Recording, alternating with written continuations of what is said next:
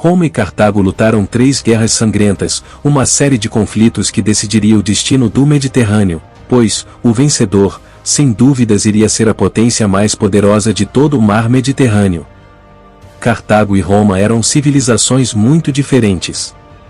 Roma era marcial em sua essência e construída sobre os militares. Eles eram grandes guerreiros e se destacavam na guerra terrestre padrão.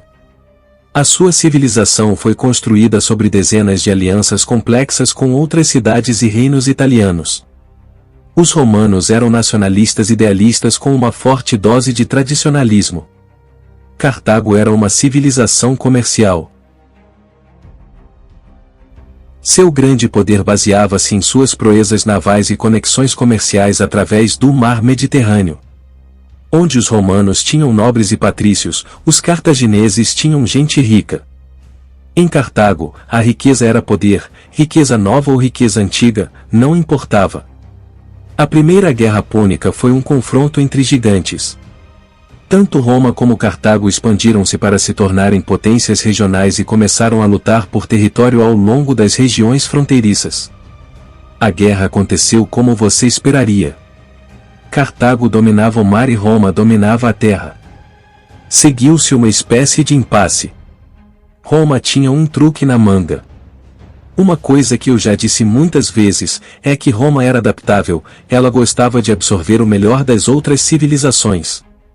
Se algo não funcionasse, Roma mudaria rapidamente de tática, sem se importar. No começo da Primeira Guerra, Roma estava sendo humilhada contra os navios cartagineses, no entanto. A história conta que Roma encontrou um navio cartaginês encalhado e simplesmente o copiou. Mas, Roma adicionou criativamente escadas de embarque, o famoso corvo. Eles colidiriam com navios púnicos e então lançariam escadas de ataque sobre eles para que pudessem embarcar. Roma encontrou uma maneira de utilizar seus pontos fortes, que era a infantaria, nos combates navais. Após longos conflitos, Roma venceu a guerra ao esmagar a marinha cartaginesa. Cartago não foi destruída, não havia necessidade disso. Em vez disso, a cidade foi reduzida em força, forçada a pagar reparações a Roma e perdeu uma boa parte de território.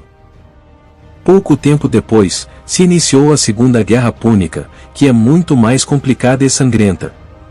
O famoso general cartaginês, Aníbal, construiu para si um poderoso governo na Espanha. Ele criou um dos melhores exércitos do mundo e depois lutou com Roma por causa das fronteiras. Este conflito tornou-se uma guerra e Roma enviou os seus homens para Sicília, preparando-se para uma invasão. Aníbal então agiria rapidamente e invadiria os Alpes.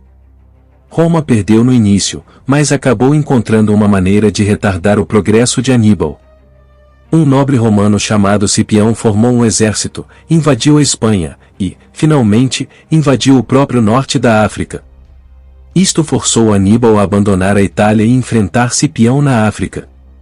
Aníbal perderia a famosa Batalha de Zama, dando fim à guerra. Desta vez, Roma sentiu realmente o perigo de uma Cartago poderosa.